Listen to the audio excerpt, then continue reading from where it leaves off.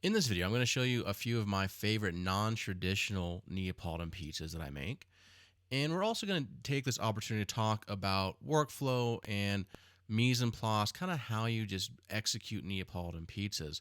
In our last video, we actually went over the details of how to make a Neapolitan pizza. In this one, we're going to talk just kind of more setup and execution. This is a little bit more of a geeky, in-depth video where I'm just going to kind of let some of the B-roll footage run, and we're just going to talk Neapolitan pizzas. So if you're not into that, if you're not into geeking out on pizzas, you might want to hit the stop button right now. So you can see I have my proofing bin over here to the side, kind of out of the way, and I cut the plastic wrap away with a knife so I'm not destroying it. So that way I can fold the plastic wrap back down on top. Because again, this is a low hydration dough. So if it dries out on me, it's going to be really hard to stretch. So here I'm doing 3 pizzas at a time, which is about what I can fit in my oven at once. So this is what you want to do if you're doing pizza in a restaurant, for example. So you notice how I take the discs and I'm working with them in steps. Where first I'm going to go through, I'm going to dust both sides. Then I'm going to come back. I'm going to use the pads of my fingers to press the gas into the crust, which is the beginning of our cornichon. And I'm going to do this on all 3 pieces of dough here. Now, if I was actually in a service situation, I would be doing this a little bit more fast. But, I'm trying to take my time here, just kind of hanging out, making some pizzas for the day. But this is also a muscle memory thing, all right? So once you have the pizzas flattened into a disc where you can fit your palm in the center, now it's time to do our stretching method where you're opening the dough. And this is really, really important for the overall taste and texture of the pizza. If you use a rolling pin, it's not going to open properly. It's going to compress the dough. So you see I'm pulling it to 9 o'clock and then flipping it down to 12 o'clock. And what I'm doing here is I'm letting my hands have a conversation with the dough, as cheesy as that sounds. The dough will speak to you. When you're pulling the dough out to 9 o'clock and then flipping it down to 12, that pull to the side, that 9 o'clock pull to the side, you're going to feel some resistance at the apex of that pull. So don't pull past it.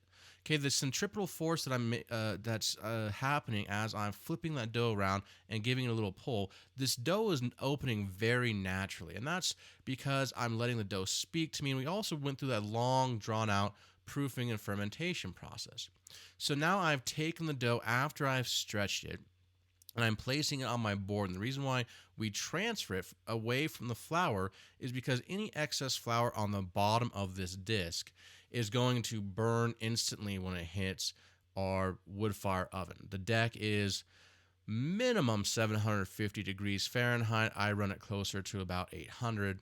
So actually in this video, I think it's closer to 750. But if you have any excess flour, even at that temperature, it's going to burn. So also, too, you want to make sure that your board is fairly clean. So if I was making pizzas before this, and I had maybe a couple pieces of cheese underneath my, like on my board, and I lay a new crust on top, then it's going to stick to the bottom of my pie. It's going to make it harder for me to actually offload it from the wooden peel into the wood burning oven onto the deck, and it's going to also char and burn.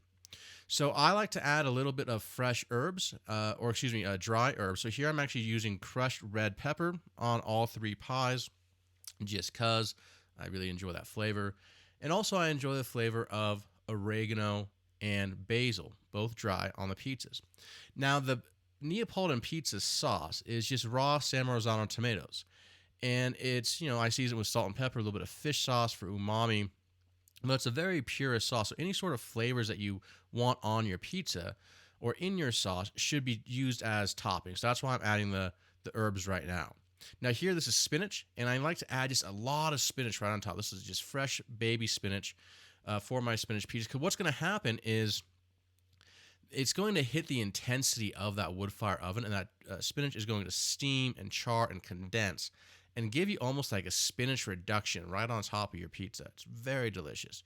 So I mount up the spinach and I sprinkle on just a little bit of low-fat mozzarella that's shredded up, and that's it for that pizza. Now the next one, I'm just doing some arugula, which has a nice pepperiness to it. Now again, I'm adding a decent amount of arugula because it will cook down in the high heat of the oven. And I'm going to crumble on some goat cheese and then also spread on some prosciutto. So this is just arugula, prosciutto, and goat cheese. Now, Neapolitan pizza is all about the crust. So you can get creative with the toppings, but you don't want to add so many toppings to where it, number one, takes away from the awesome flavor of your crust, but also, number two, it weighs down the crust so much to where it makes the crust soggy. And Neapolitan pizza is really all about the crust. Okay, so just don't forget that. Now, the last pizza here on the end, one of my favorite things to do with the wood fire pizza, even though a traditional Italian chef would want to kill me for it, is I like to do like a 4-cheese blend, and I load the cheese on, right? And this is like a big no-no in Neapolitan pizza making. But if you do it right, it can be delicious. So here I have goat cheese, low-fat mozzarella. Also, sometimes too, I like to add a little bit of manchego, grated smoked Gouda, whatever you have lying around. But you do a couple different cheeses on the pizza, and you really kind of pile it up. But you do just cheese. So here we're coming back, we're placing the prosciutto right on top of our arugula and goat cheese pizza. And that prosciutto, as it bakes in the oven, again, you're exposing it to really high heat. It'll crisp a little bit. The fat will render and drip into the pizza, and it's going to be absolutely delicious.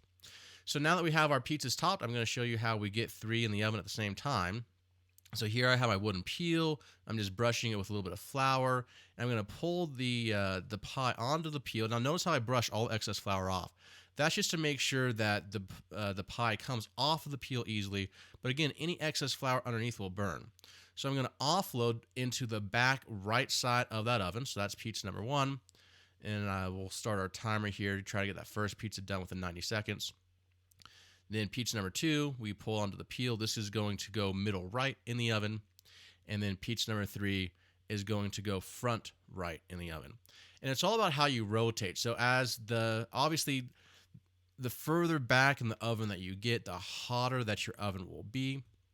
So the pizza in the far back of the oven is going to cook faster than the ones in the front. Now, the deck is charged with so much heat energy, right? So as soon as you place the pizza on that deck, the pizza dough is zapping energy from that deck, and that's why you get such a rapid cooking. But also what that means too is when I go to rotate this pizza in the back here, right? So I'm going to take it, I'm going to rotate it 180 degrees. So the side that was facing the coal and the flames is now facing away. So that's going to give us even browning.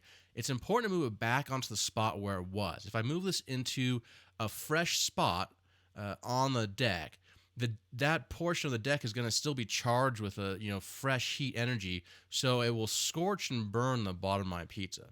So every time I move a pizza, I'm going to move it back onto its original spot. I'm checking for the leoparding underneath. As soon as the leoparding is to my liking, I'm going to dome it for about 3 seconds, and boom, pizza number 1 is done. Look at how beautiful and bubbly that is.